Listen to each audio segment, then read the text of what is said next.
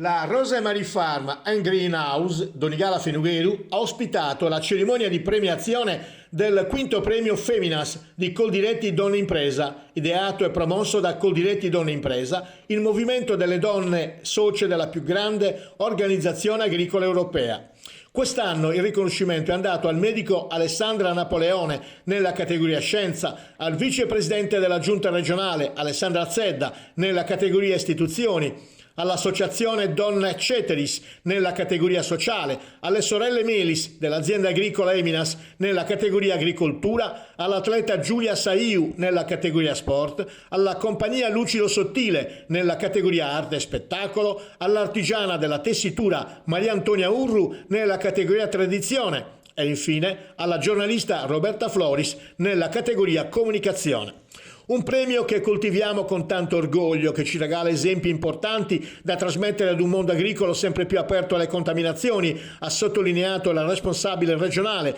di Donne Imprese Sardegna Elisabetta Secci. Anche oggi abbiamo premiato e soprattutto ascoltato donne normali che fanno cose straordinarie. Donne che ci credono e che senza volerlo e pretenderlo segnano e aprono nuovi sentieri e regalano coraggio anche per tante altre donne in una società che ancora deve costruire una parità reale di genere. Alla cerimonia hanno partecipato anche le responsabili provinciali di Coldiretti Donne Impresa, il direttore di Coldiretti Sardegna Luca Saba e il direttore generale del Banco di Sardegna Giuseppe Cuccurese. In collegamento da Roma era presente anche la coordinatrice nazionale di Coldiretti Donne Impresa Silvia Bosco.